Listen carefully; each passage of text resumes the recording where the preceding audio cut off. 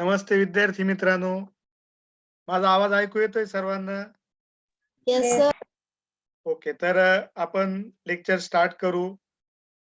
तर कालच्या लेक्चरमध्ये आपण एलिव्हेशन इन बॉइलिंग पॉइंट हा पार्ट बघितलेला आहे. त्यातल्या काही टर्म्स आपण बघितलेल्या आहे आणि मोलॅलिटी ही कन्सेप्ट सुद्धा आपण बघितलेली आहे. What is mean by molality, exactly molality म्हणजे काय हे सुद्धा आपण बघितलेलं आहे. तर पुन्हा एकदा मोलॅलिटीचा पार्ट मी इथं थोडासा एक्सप्लेन करतोय. Molality is equal to formula आहे number of moles of solute divided by mass of solvent in kg. बघा मोलॅलिटीचा फॉर्म्युला काय मित्रांनो, number of moles of solute divided by mass of solvent in kg. पण आपण बघितलेलं आहे सोल्यूटच्या मोलचं notation आहे N2 आणि डिवायडेड बाय सॉल्व्हंटचं मास आपण घेतो W1 आणि ते कशात घ्यायचं आहे kg मध्ये. फॉर्म्युला सांगतोय बघा, molality is equal to number of moles of solute divided by mass of solvent in kg. number of moles of solute notation आहे N2, mass of solvent in kg notation आहे W1. मग आणि ते कशात पाहिजे kg. पण मित्रांनो एक लक्षात घ्या, काल आपण बघितलेलं आहे N2 इज इक्वल टू असतं W2 upon M2. N2 is equal to काय असेल W2 अपॉन M2. ही व्हॅल्यू N2 च्या जागेवर पुटअप करा. W2 डिवायडेड बाय M2 आणि into सांगा W1 पण डिवाइडला आहे, मग W1 in kg. W1 in kg and this is the formula for molality. हा फॉर्म्युला या ठिकाणी आपल्याला भेटला मोलॅलिटी करता. एकदा व्यवस्थित हा फॉर्म्युला नोट करून घ्या. मोलॅलिटी म्हणजे काय असतंय बघा, molality is equal to number of moles of solute divided by mass of solvent in kg.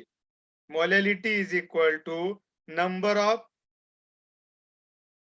moles of solute divided by mass of solvent in kg. हा फॉर्म्युला आहे.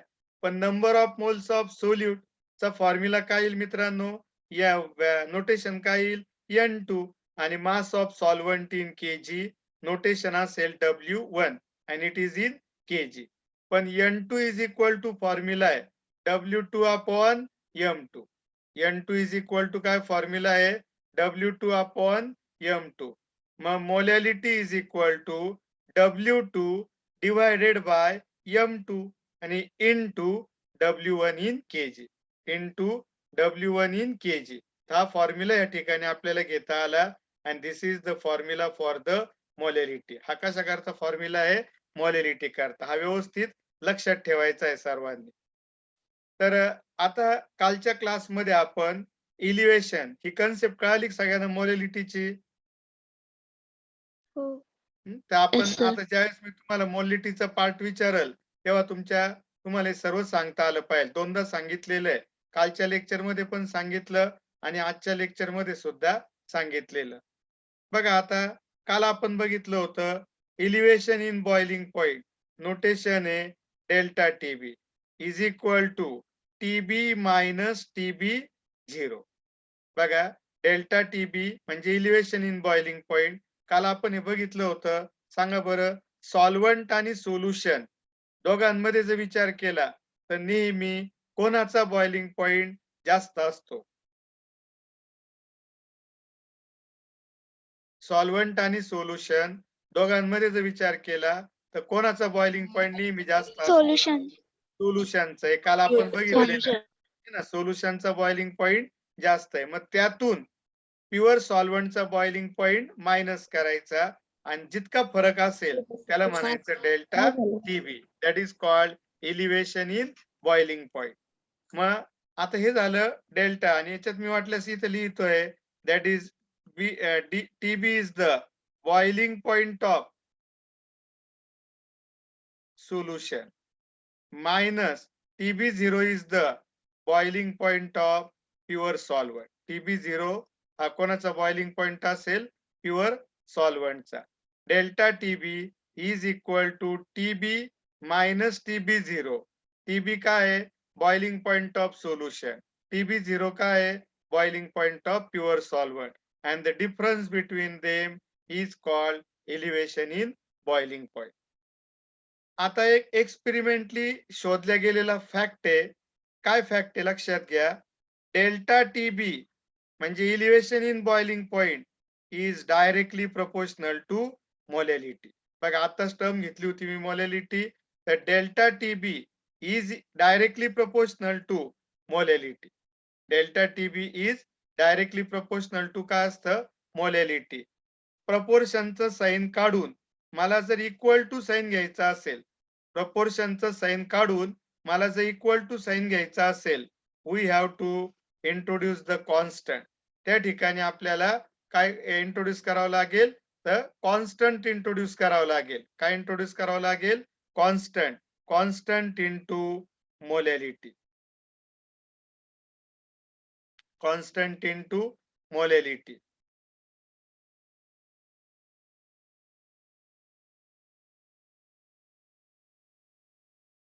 मग आता हा जो कॉन्स्टंट आहे, मी इथं KB घेतो. बघा कॉन्स्टंट काय घेतो? KB आणि इंटू काय आलं? मोलॅलिटी. आणि मग आपल्याला हा कॉन्स्टंट भेटला. याला म्हणतात मोलाल इलिव्हेशन कॉन्स्टंट. काय म्हणतात सांगा? मोलाल इलिव्हेशन कॉन्स्टंट किंवा इबिलोस्कोपिक कॉन्स्टंट. या KB ला कॉन्स्टंट म्हटलं जातं आणि याचं नाव आहे मोलाल इलिव्हेशन कॉन्स्टंट किंवा इबिलोस्कोपिक कॉन्स्टंट. काय नाव आहे सांगा? मोलाल इलिव्हेशन कॉन्स्टंट किंवा इबिलोस्कोपिक कॉन्स्टंट. तर बघा परत एकदा सांगतोय. Delta TB is directly proportional to molality. Delta TB experimentally it is determined that the elevation in boiling point is directly proportional to molality. Elevation in boiling point is directly proportional to molality. मग delta TB is equal to proportionचं sign काढून घेतलं आणि त्याच्या जागेवर कोणतं sign घेतलं? Equal to. तर काय इंट्रोड्यूस केलं मी? कॉन्स्टंट आणि इंटू मोलॅलिटी. मग delta TB is equal to constant सांगा काय आहे?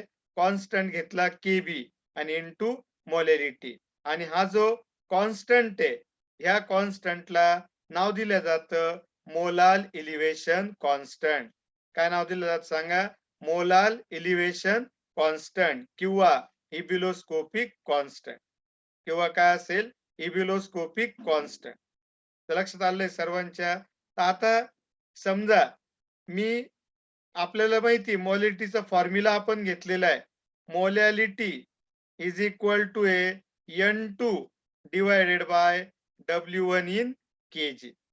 पण समजा मी N2 ची व्हॅल्यू 1 घेतली. राहुल कदम काय सांगा? Rahul Kadam.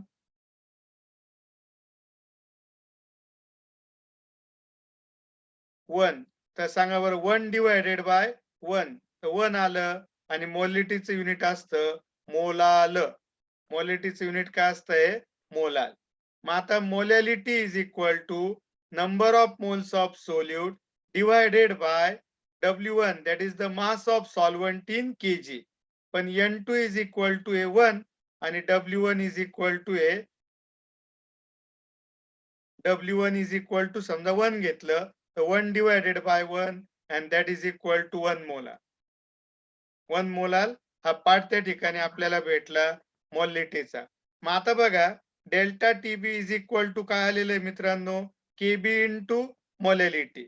Delta TB is equal to आलेलं आहे KB इंटू मोलॅलिटी. मी काय केलं? मोलॅलिटी इज इक्वल टू 1 घेतलं. 1 molar. Molality is equal to समजा मी किती घेतलं? 1 मोलार. तर सांगा बरं मग delta TB is equal to काय येईल? KB. म्हणजेच KB इज इक्वल टू किती येईल? Delta TB. पण कधी? When molality of solution is 1 molar. जेव्हा मोलॅलिटी किती असेल 1 मोलार असेल तेव्हाचीच ही कंडिशन आहे. काय सांगा, Kb is equal to delta TB. Kb is equal to delta TB तेव्हाची कंडिशन आपल्याला घेता येऊ शकेल. कळालं? सांगा पुन्हा एकदा. Delta TB is directly proportional to molality. वाक्याच्या स्वरूपात सांगतो.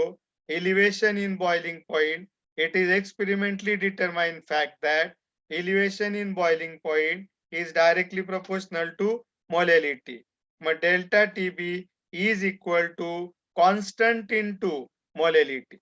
delta TB is equal to काय सांगा, constant into molality. मग delta TB is equal to constant काय घ्या, KB. constant काय घ्या, KB आणि into molality. constant KB घेतला आणि into काय घेतलं, molality. मग आता समजा मी मोलॅलिटीची व्हॅल्यू 1 मोलाल घेतली. मोलॅलिटीची व्हॅल्यू किती घेतली, 1 मोलाल. तर सांगा बरं मित्रांनो, मग काय कंडिशन येईल. मोलॅलिटी इफ वाटल्यास इथे लिहितोय, if molality equal to 1 molal, then delta TB is equal to काय येईल, KB. Delta TB is equal to KB. मग केबी इक्वल टू काय येईल मित्रांनो, delta TB. KB is equal to काय येईल, डेल्टा टीबी. जसं delta TB equal to KB आलं तर केबी इक्वल टू काय येईल, डेल्टा टीबी. पण हे येण्याकरता मला मोलॅलिटीची व्हॅल्यू किती घ्यावी लागली, 1 मोलार. तेव्हाच ही कंडिशन करेक्ट आहे. तेव्हाच ही कंडिशन येऊ शकते. आणि मग हा जो कॉन्स्टंट आहे याला मी नाव काय दिलेलं आहे, मोलाल इलिव्हेशन कॉन्स्टंट. काय नाव दिलेलं आहे, मोलाल इलिव्हेशन कॉन्स्टंट. तर हा जो कॉन्स्टंट आहे याला मला आता डिफाईन करायचंय. मोलाल इलिव्हेशन कॉन्स्टंटला मला काय करायचंय, डिफाईन. तर सांगा बरं कसं डेफिनेशन येईल. Molal elevation constant is defined as the elevation in boiling point. Molar elevation constant is defined as the elevation in boiling point. कधी, when molality of solution is 1 molar. जेव्हा सोल्युशनची मोलॅलिटी किती असेल, 1 molar असेल. सांगा बरं define करायला कोण करतंय, सांगा काय कसं डिफाईन करता येईल. गौरी सांगा, गौरी सानप.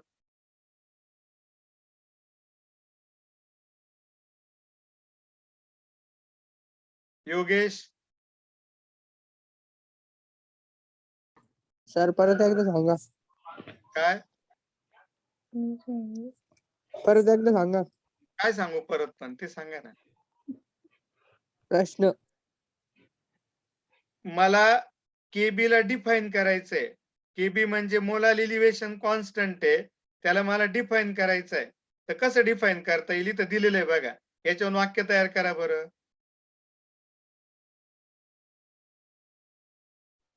संकेत सांगता का. सर सांगू का. सांगा बेटा, शुभांगी सांगा. Molar elevation constant is defined as the elevation of boiling point when produced by 1 molar solution. इथं जे बघा ते सोपं आहे उलट. When molality of solution is 1 molar. बघा काय कंडिशन आहे, मोलार इलिव्हेशन कॉन्स्टंट म्हणजे KB is define as the elevation in boiling point. काय सांगा, केबी हा डेल्टा टीबी आहे, इलिव्हेशन इन बॉइलिंग पॉइंट. कधी, वेन किंवा produced when molality of solution is 1 molar. इथं वाटल्यास मी काय लिहितो, produced when molality of solution is 1 molar. So that will be the definition for molar elevation constant. आणि सर्वांना समजायला काही हरकत नाही, खूप सोपा पार्ट आहे. Delta TB is directly proportional to molality. Delta TB is equal to constant into molality. Constant घेतला KB, याला मी नाव दिलं मोलार इलिव्हेशन कॉन्स्टंट किंवा इबिलोस्कोपिक कॉन्स्टंट. मग डेल्टा टीबी इक्वल टू आलं केबी इंटू मोलॅलिटी. समजा मी मोलॅलिटी घेतली 1 मोलार. समजा मी मोलॅलिटी किती घेतली 1 मोलार. जर मोलॅलिटी 1 मोलार घेतली तर delta TB is equal to काय येईल KB. Delta TB is equal to काय येईल मित्रांनो केबी. मग केबी इक्वल टू काय येईल डेल्टा टीबी. मग सांगा बरं काय येईल मोलार इलिव्हेशन कॉन्स्टंट. केबी म्हणजे कोण आहे सांगा मित्रांनो molar elevation constant is defined as the elevation in boiling point. Is defined as the elevation in boiling point produced when molality of solution is 1 molar. When molality of solution is 1 molar. And that is the definition for Kb. तर दोनदा तीनदा सांगितलेलं आहे समजायला काही अडचण येणार नाही. बघा आता मला काय करायचंय तर मला इक्वेशन तयार करायचंय कशा करता तर डेल्टा टीबी चा फॉर्म्युला तयार करायचा आहे मला किंवा M2 चा फॉर्म्युला तयार करायचा आहे. M2 म्हणजे काय सांगा molar mass of the solute. सोल्यूटचं मोलार मास. एक लक्षात घ्या आपण ह्या ज्या काही प्रॉपर्टी बघतोय सर्व प्रॉपर्टी M2 शोधण्याकरता वापरतात. म्हणजे कोणतं relative lowering of vapour pressure, elevation of boiling point, आता याच्या पुढे आपण घेणारे डिप्रेशन ऑफ फ्रीजिंग पॉइंट, त्यानंतर घेणारे ऑस्मोटिक प्रेशर, 4 प्रॉपर्टी घेणारे. या चारही प्रॉपर्टीचा उपयोग M2 शोधण्याकरता करतात मित्रांनो. M2 म्हणजे काय सांगा molar mass of the solute. कशा करता करतात M2 शोधण्याकरता चारही प्रॉपर्टीचा उपयोग त्या ठिकाणी केला जातो. आणि मग आपल्याला M2 चा फॉर्म्युला तयार करायचा आहे तर तो फॉर्म्युला कशा प्रकारे तयार करता येईल ते आपण या ठिकाणी बघू आता. तर बघा ह्या केस मध्ये late W2 gram of solute सांगा बरं किती ग्रॅम घ्यायचा solute W2 gram of solute is present in W1 gram of solvent. बघा व्यवस्थित लक्षात घ्या मी काय केलं W2 ग्रॅम ऑफ सोल्यूट घेतला.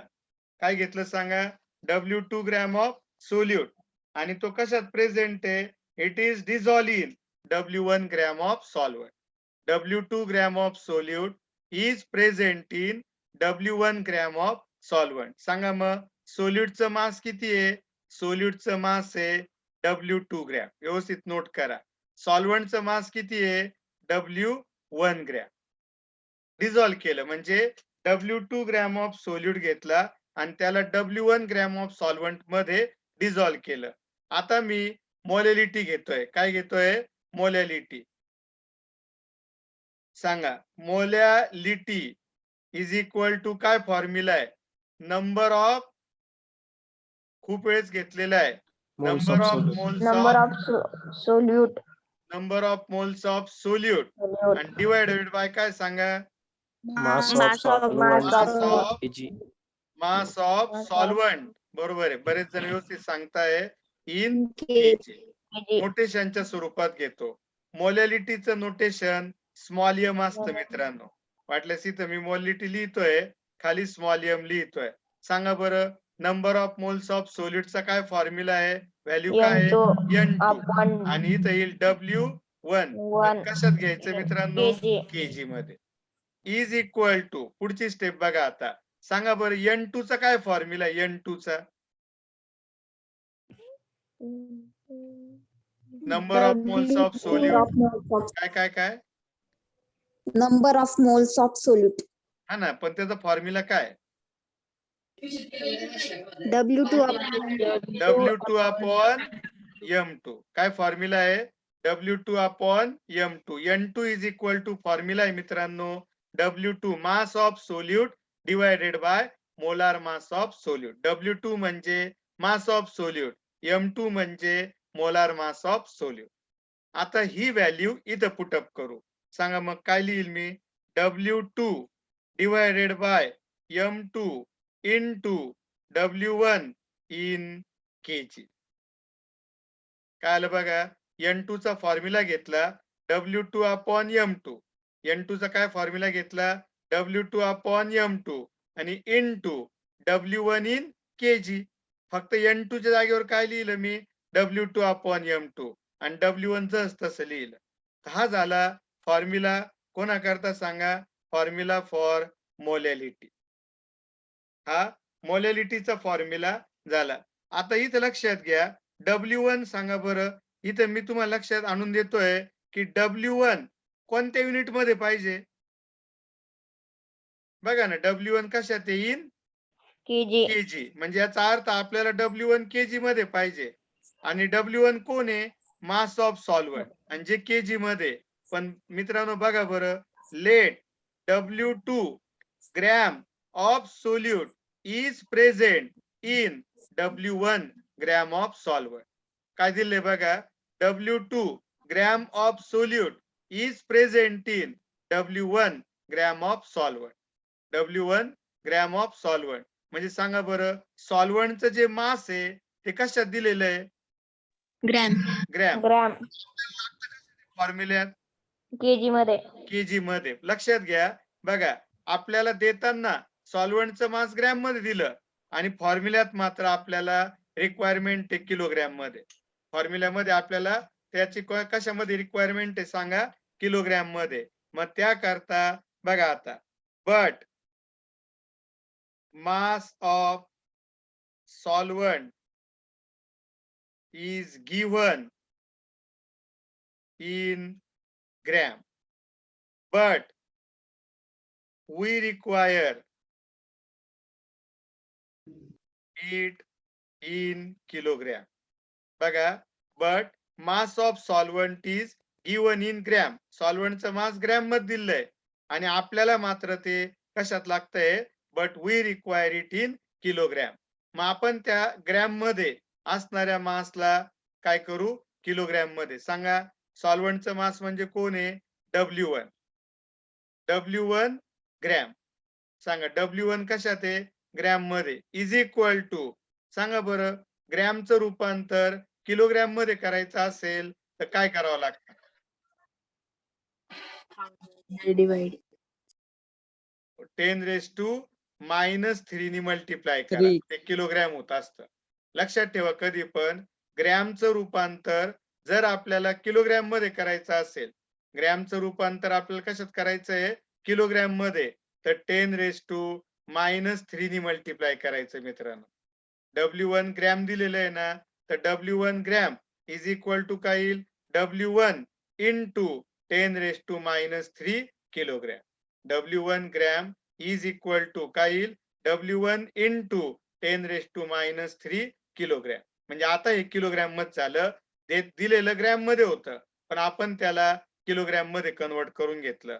मग आता पुन्हा मी लिहितो, molality is equal to W2 divided by सांगा W2 डिवायडेड बाय काय येईल? M2 2 into into W1. W1 into 10⁻³ बघा, W1 ग्रॅम मध्ये होतं, त्याला 10⁻³ मध्ये मल्टिप्लाय केलं तर ते किलोग्रॅम मध्ये.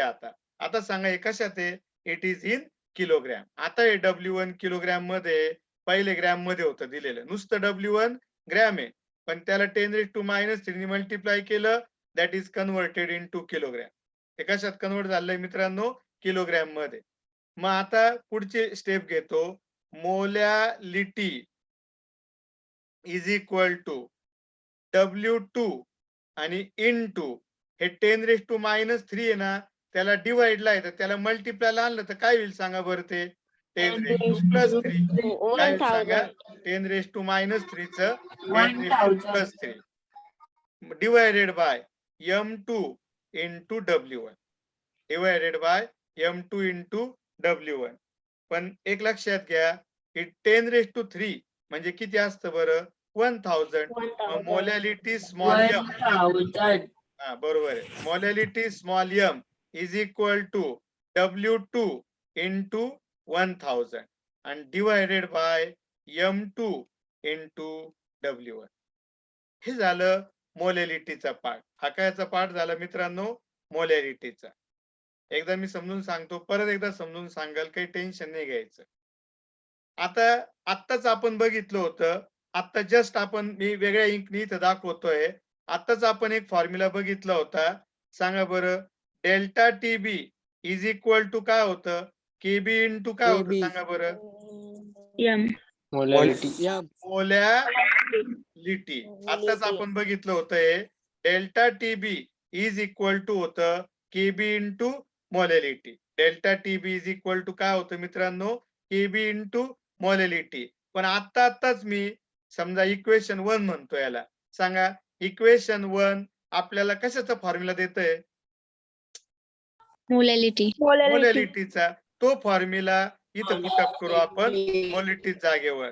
मग delta TB is equal to KB into formula put up करतोय W2 into 1000 divided by M2 into W1. फक्त मोलॅलिटीचा जो फॉर्म्युला होता आपल्याकडे तो फॉर्म्युला इथं पुटअप केला मी.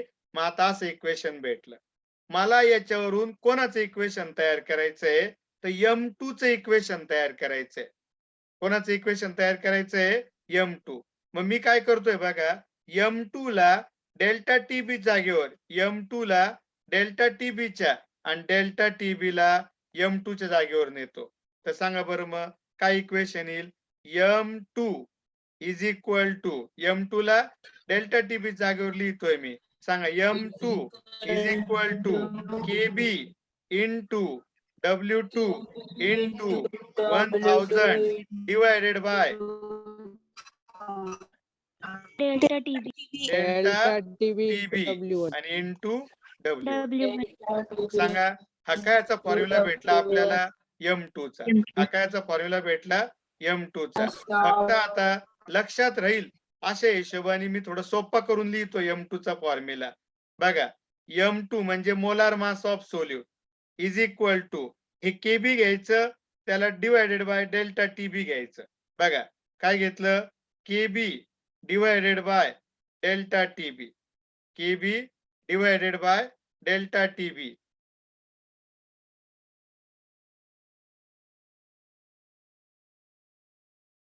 इंटू सांगा आता W2 अपॉन W1 घ्या इंटू W2 अपॉन W1 आणि इंटू शेवटी 1000 म्हणजे 3 भाग केले बघा. KB upon delta TB into W2 upon W1 into 1000. M2 is equal to KB upon delta TB into W2 upon W1 into 1000. आणि अशा प्रकारे आपल्याला फॉर्म्युला भेटला जो M2 आपल्याला शोधून देऊ शकतोय. काय शोधून देऊ शकतोय? M2. तर या फॉर्म्युलाचा वापर करून आपण काय फाइंड आउट करू शकतोय मित्रांनो? M2 ची व्हॅल्यू फाइंड आउट करू शकतो. तर डेल्टा टीबीचा वापर करून तुम्ही M2 शोधू शकताय या फॉर्म्युलाचा वापर करून. बघा आता late W2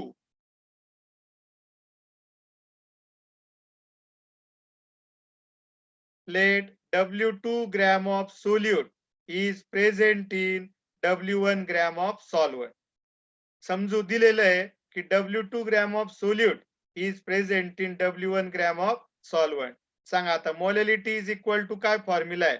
number of moles of solute divided by mass of solvent in kg. मग molality small m is equal to number of moles of solute चं नोटेशन आहे N2 mass of solvent in kg W1 in kg. पण N2 is equal to formula असतो मित्रांनो W2 upon M2. मग इथं N2 च्या जागेवर कोणा जागेवर N2 च्या जागेवर काय लिहिलं सांगा? W2 upon M2. W2 upon M2 आणि इंटू हे W1 ऑलरेडी डिवाइडला होतं W1 in kg. W1 in kg. मग आता W1 कशात पाहिजे सांगा? मोलॅलिटीचा फॉर्म्युला आपल्याला काय सांगतोय की W1 should be in kg. पण जर इथं बघितलं तर W1 ग्रॅम मध्ये. मग इथे मी वाक्य लिहितोय बघा. But mass of solvent is given म्हणजे इथं वाटल्यास बट ची काही गरज नाहीये. Mass of solvent is given in gram. सॉल्व्हंटचं मास कशात दिलेलं आहे? ग्रॅम मध्ये. But we require it in kilogram. पण आपल्याला त्या ठिकाणी ते 1 किलोग्रॅम मध्ये लागतंय. मग मी W1 ग्रॅम ला किलोग्रॅम मध्ये कन्वर्ट करतोय. सांगा therefore W1 gram is equal to काय येईल मित्रांनो, W1 इंटू 10⁻³ किलोग्रॅम. मग आता पुन्हा एकदा molality is equal to W2 upon M2 into W1 kilogram मध्ये लागत होतं, पण देताना ग्रॅम मध्ये दिलं होतं, त्याला किलोग्रॅम मध्ये घेऊ. W1 into 10⁻³ kilogram. हे 10⁻³ डिवाइडला मल्टिप्लाय +3 होईल. 10⁻+3 10⁻+3 ला 1000 लिहा. मग आपल्याला भेटलं molality is equal to W2 into 1000 divided by M2 into W1. हे झालं मोलॅलिटीचा फॉर्म्युला. नाव द डेल्टा TB म्हणजे elevation in boiling point is equal to formula KB into molality. पण मला मोलॅलिटीचा फॉर्म्युला माहिती आहे मित्रांनो. मग delta TB is equal to KB into molality. मोलॅलिटीचा काय फॉर्म्युला आला आहे, W2 into 1000 divided by M2 into W1. M2 ला डेल्टा TB च्या जागेवर लिहिलं आणि डेल्टा TB ला M2 च्या जागेवर लिहिलं, एवढाच बदल केला. मग M2 is equal to KB into W2 into 1000 divided by M2 च्या जागेवर डेल्टा TB ला लिहिलं आणि इंटू W1. आणि मग थोडं पाठ होईल असं हिशोबाने लिहिलं. काय आलं, M2 is equal to KB divided by delta TB into W2 upon W1 into 1000. 3 भाग केले. KB upon delta TB into W2 upon W1 into 1000. And this is the formula for molar mass of the solute, that is M2. M2 म्हणजे काय असतं मित्रांनो, molar mass of the solute. आणि ह्या फॉर्म्युलाचा वापर करून आपण molar mass of the solute शोधू शकतो. We can determine the molar mass of solute by using this formula. दोनदा सांगितलेलं आहे. नोट्स मध्ये क्वेश्चन नंबर 19 आहे. कोणता आहे, आता आपण घेतलेले 2 क्वेश्चन कंप्लीट केले मित्रांनो. एक क्वेश्चन कंप्लीट केला जो होता क्वेश्चन नंबर 18 आणि दुसरा क्वेश्चन कंप्लीट केला जो होता क्वेश्चन नंबर 19. आणि 19 नंबरच्या क्वेश्चन मध्ये आपण M2 चा फॉर्म्युला त्या ठिकाणी तयार केला. त्याचा फॉर्म्युला तयार केला, M2 चा फॉर्म्युला आपण तयार केला. हे लक्षात घ्या सर्वांनी. M2 म्हणजे molar mass of the solute.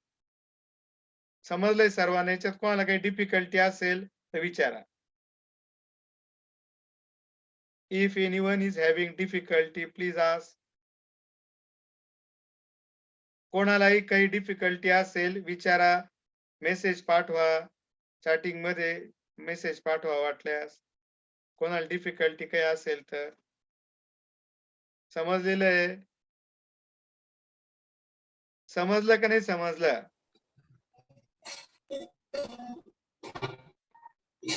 समजलं.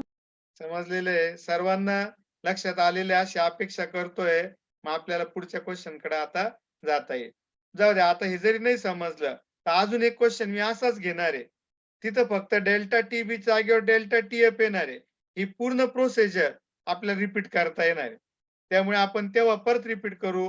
ज्यांना नाही समजलं थोडंफार आयडिया तेव्हा आपण येऊन जाईल. तर आता हे झालं, it is all about elevation in boiling point. हे सर्व सांगा बरं कशाबद्दल होतं, इलिव्हेशन इन बॉइलिंग पॉइंट बद्दल. कशाबद्दल होतं, इलिव्हेशन इन बॉइलिंग पॉइंट. आता डिप्रेशन इन फ्रीजिंग पॉइंट बघू आपण. नावातच आहे डिप्रेशन. सांगा, डिप्रेस म्हणजे काय, कमी होणं. इलिव्हेट म्हणजे वाढणं, म्हणजे बॉइलिंग पॉइंट वाढत होता. जसं आता आपण बघितलं होतं, पाण्याचा बॉइलिंग पॉइंट 100 होता, पण त्यामध्ये आपण शुगर ऍड केलं तर बॉइलिंग पॉइंट 130 झाला होता. म्हणजे सांगा, वाढला होता का कमी झाला होता? वाढला होता. बॉइलिंग पॉइंट गेट इनक्रीज, आणि त्याला म्हणतात इलिव्हेशन इन बॉइलिंग पॉइंट. त्याला काय म्हणतात मित्रांनो, elevation in boiling point. Point. आणि आता आपण नेक्स्ट कन्सेप्ट कडे जातोय, and that concept is depression in freezing point. He concept काय सांगा, डिप्रेशन इन फ्रीजिंग पॉइंट. तर आता डिप्रेशन इन फ्रीजिंग पॉइंट म्हणजे काय, समजा आता बघा मी काय करतोय, परत आपलं नेहमीचं एक्झाम्पल कंटेनर घेतोय. कंटेनर मध्ये सांगा बरं नेहमीप्रमाणे काय घ्यायचं? पेट्रोल पेट्रोलने नेहमीप्रमाणे पेट्रोल घेतलं का आपण वॉटर नेहमीप्रमाणे पाणी घ्यायचं. पेट्रोल घेतलं होतं पण एकदाच घेतलं होतं, नंतर आपण त्याचा काही उपयोग केला नाही. आता पाणी आहे. सांगा बरं मित्रांनो, पाण्याचा फ्रीजिंग पॉइंट किती आहे? Pure water degree Celsius 0 0 degree degree Celsius Celsius. Celsius त्याला मी म्हणतोय TF0. प्युअर वॉटरचा फ्रीजिंग पॉइंट आहे 0 डिग्री सेल्सिअस. त्याला मी म्हणतोय TF0. म्हणजे TF0 म्हणजे काय सांगा? Freezing point of pure water म्हणजे सॉल्व्हंट. प्युअर वॉटर म्हणजेच काय? सॉल्व्हंट. तर प्युअर वॉटर म्हणजे सॉल्व्हंट चा फ्रीजिंग पॉइंट आहे TF0 इज 0 डिग्री सेल्सिअस. किती सांगा? TF0 is 0 degree Celsius. पण मी याच्यामध्ये आता काय टाकलं? समजा शुगर ऍड केली. या पाण्यामध्ये शुगर म्हणजे सांगा काय ऍड केलं?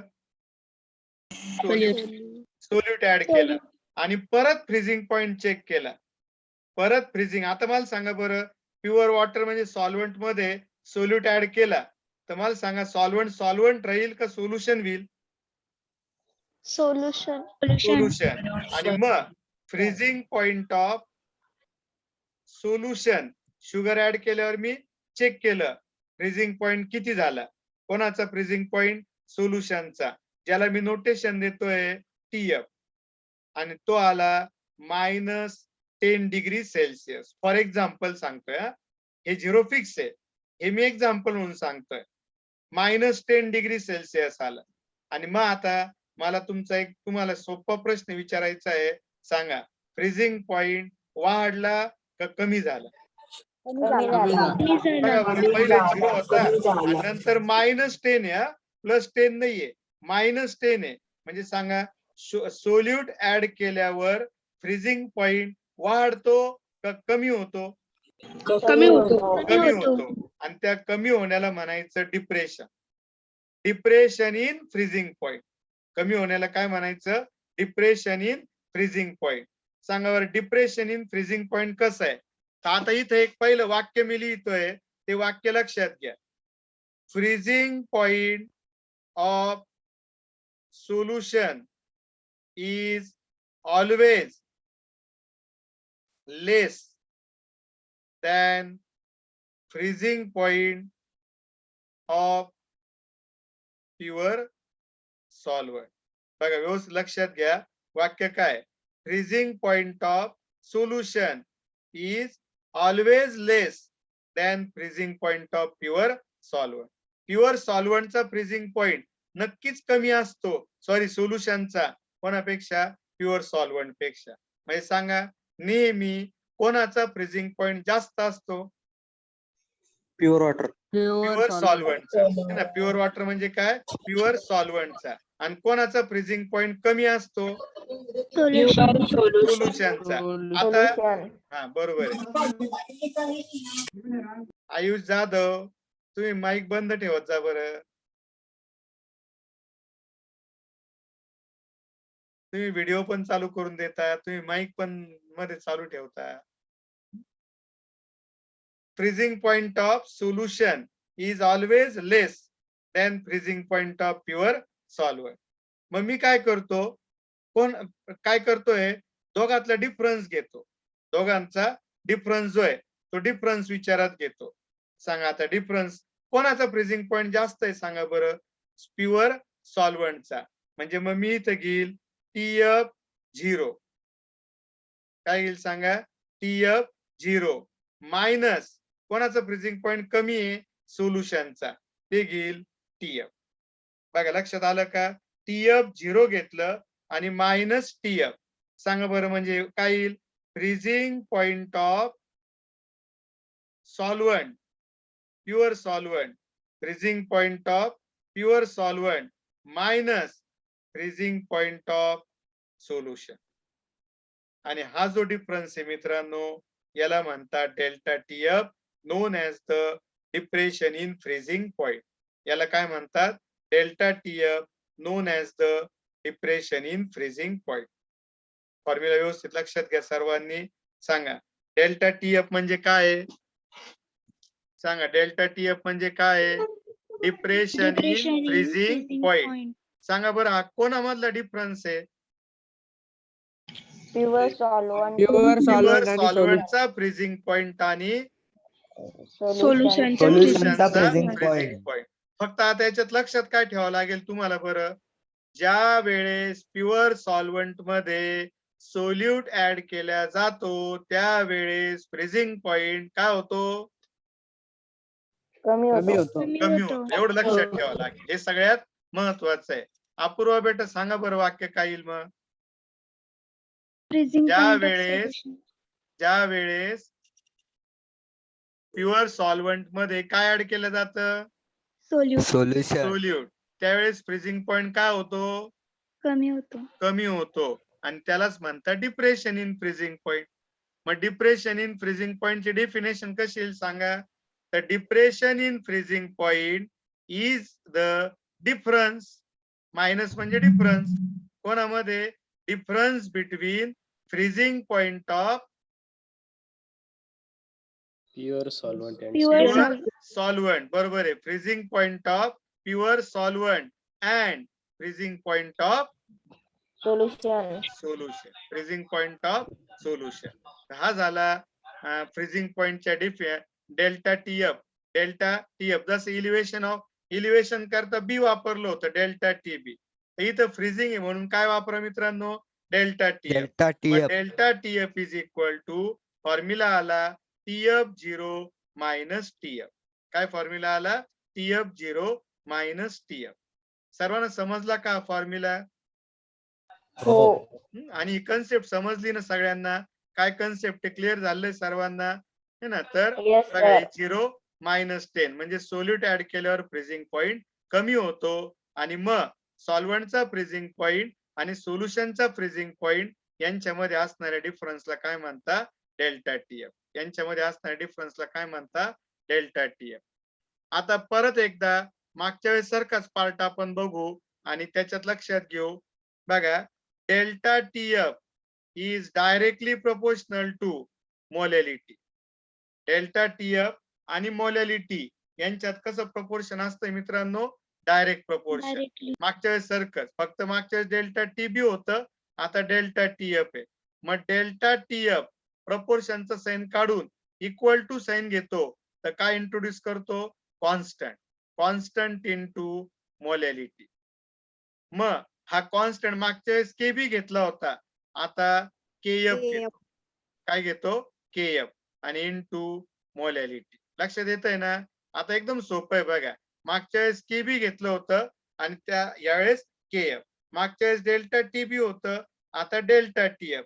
आता माझं म्हणणं आहे या कॉन्स्टंटला आपण नाव देऊ आणि या कॉन्स्टंटला नाव द्यायचं मोलाल डिप्रेशन कॉन्स्टंट. काय नाव द्यायचं सांगा? Molal depression constant. काय नाव द्यायचं? Depression constant. किंवा दुसरं नाव आहे क्रायोस्कोपिक कॉन्स्टंट. दुसरं नाव काय सांगा? Cryoscopic constant. Molal depression constant किंवा क्रायोस्कोपिक कॉन्स्टंट केएफ आहे. आता मी काय करतो? मागच्या वेळेस सारखंच मोलॅलिटीची व्हॅल्यू 1 घेतो. 1 मोलाल. तर सांगा बरं मग मोलॅलिटीची व्हॅल्यू 1 मोलाल घेतली तर फॉर्म्युला काय भेटेल? Delta TF is equal to KF into 1. म्हणजेच KF equal to delta TF. KF equal to काय येईल? Delta TF. कधी सांगा? When molality of solution is 1 molar. चला आता केएफ ला डिफाइन करून टाका बरं पटकन. KF is define. केएफ म्हणजे काय? Molal depression constant. केएफ म्हणजे काय सांगा? Molal depression constant. हा पुढं काय येईल? Is define as the depression in freezing point. Produce. सांगा पुढं. प्रोड्यूस. Produced by one बरोबर आहे. molar produced by 1 molar Molal solution of solution. non-volatile झालं solute. झालं झालं संपलं. Produced by 1 molar solution. सांगा बरं आता करा एकदा डिफाईन पटकन. Molar depression constant is defined as the depression in freezing point. Molar depression constant is defined as the depression in freezing point produced by 1 molar solution. Produced by 1 molar solution. And this is the definition for KF. KF करता ही definition आहे. KF चे दोन नाव मी तुम्हाला सांगितलेले. पहिलं नाव आहे molar depression constant आणि दुसरं नाव आहे क्रायोस्कोपिक कॉन्स्टंट. आणि त्याला डिफाईन कसं करायचं मागच्या सारखंच पूर्ण पाठ सॉल्व्ह केलेला आहे, तुमच्या लक्षात येऊ शकतो. आता परत आपण इथं पण मला काय शोधायचंय M2. सेम टू सेम मागच्या सारखाच फॉर्म्युला मी घेणार आहे. सेम टू सेम मागच्या सारखाच फॉर्म्युला मागच्या सारखंच लिहिणार आहे. Let W2 gram of solute is present. सांगा कशामध्ये? in W1 gram of काल्यू. solvent. W1 gram of solvent. बरोबर एकदम. सांगा W2 पण ग्रॅम मध्ये आणि W1 सुद्धा कशात आहे? ग्रॅम मध्ये. पण आपल्याला सांगा W1 कशात लागणार आहे? kg. आता कळालं सर्वांना है ना. मग आता मी घेतो M2 बी द M2 पण लिहून टाकतो इथं. Molar mass of solute. M2 काय मित्रांनो? Molar mass of solute. आता मोलिटीचा फॉर्म्युला घेतो मी घेतो म्हणजे तुम्हाला सांगायचं आता. सांगा molality is equal to number of moles of solute divided by Mass of solvent in mass kg. Of solvent in KG. म्हणजे N2 divided by W1 in KG. पण सांगा बरं मित्रांनो N2 इज इक्वल टू काय आहे? W2 upon upon M2. N2 is equal to W2 upon M2. He value या N2 च्या जागेवर आपण पुटअप करू. मग आपल्याला भेटेल molality is equal to N2 च्या जागेवर मी लिहितोय मित्रांनो W2 upon M2. आणि सांगा आणि हे ऑलरेडी जसं तसं लिहा W1 in kg. आता मला सांगा W1 आपल्याला केजी मध्ये लागतंय, पण W1 इथं कशात दिलंय बघा बरं. W1 इथं कशात दिलेलं आहे? W1 is given in gram. बघून घ्या इथं W1 is given in gram. Now W1 gram is equal to W1 into सांगा कितीने मल्टिप्लाय करू? 10 raised to minus 10 3. raised to minus 3. ते कशात झालं मग? किलोग्रॅम. kg. मग आता इथं लिहितो मोलॅलिटी इज इक्वल टू सांगा W2 डिवायडेड बाय कोण येईल? M2 इंटू सांगा W1 आणि इंटू काय घेऊ? W1 into 10 raised to 1000. 10 raised to minus 3. फक्त मी W1 हे जे किलोग्रॅम मध्ये होतं आपल्याकडे W1 ग्रॅम मध्ये होतं म्हणून त्या W1 ला मी 10 raised to minus 3 ने मल्टिप्लाय केलेलं. सांगा 10 raised to minus 3 मल्टिप्लाय आलेलं काय होईल? प्लस 3. 10 raised to minus 3 ला मल्टिप्लाय आलेलं काय होईल? सांगा 10 raised to plus 3 आणि त्याला 1000 लिहा डायरेक्ट. मग आता मी डायरेक्टली थोडं स्टेप घेतो. Molality is equal to W2 into 1000 divided by W1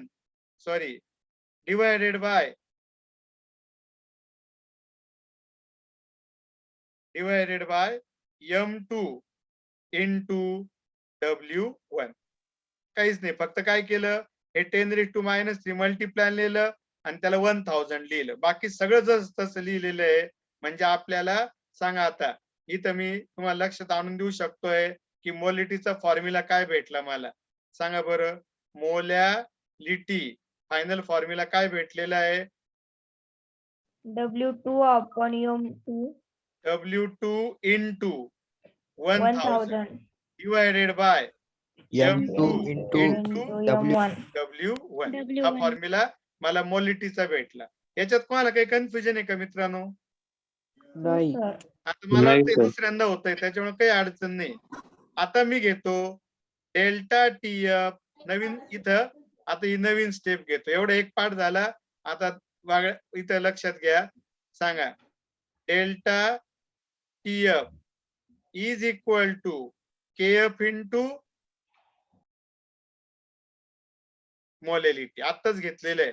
delta TF is equal to सांगा काय असतंय मित्रांनो? KF into molality. पण तुम्हाला मोलॅलिटीचा याला इक्वेशन नंबर 1 म्हणा. सांगा बरं तुम्हाला मोलॅलिटीचा फॉर्म्युला माहिती आहे का नाही माहिती?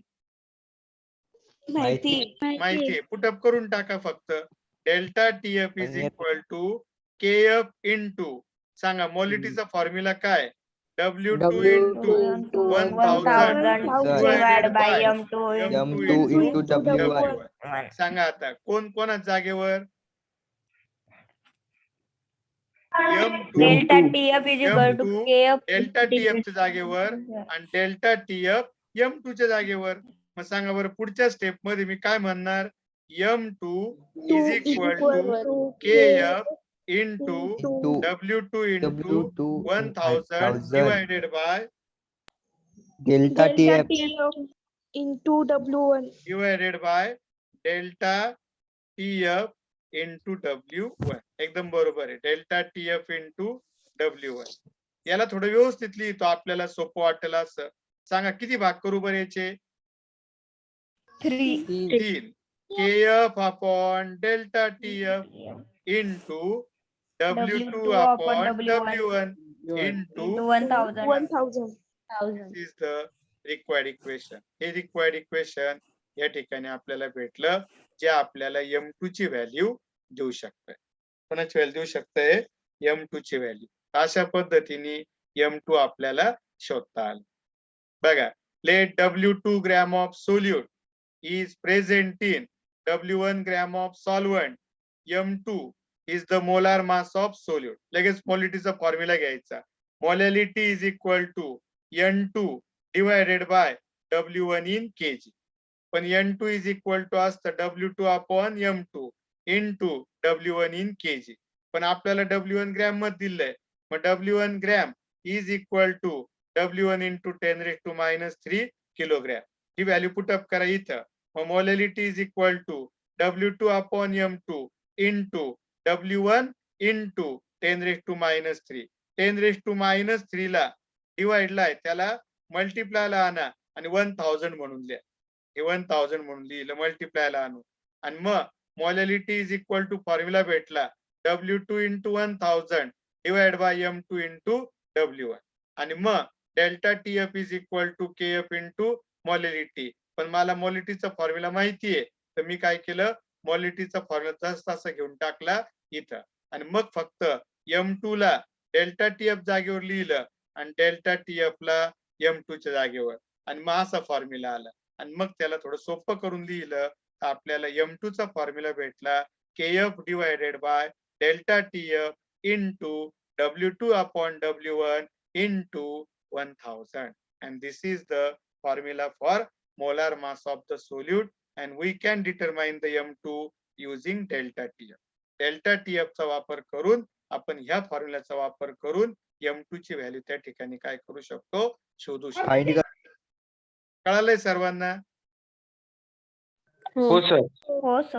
व्यवस्थित लक्षात आलेलं आहे ना? हो सर. काही अडचण एवढ्या याच्यात?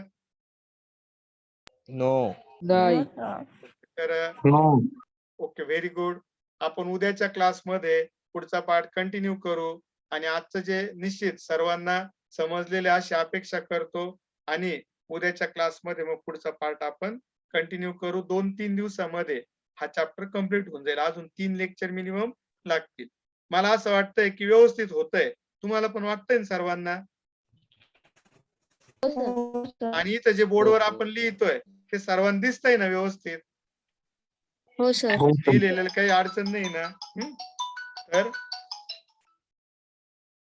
मग उद्याच्या क्लासमध्ये आपण पुढचा पार्ट कंटिन्यू करतोय. Thank you friends. Thank you very much.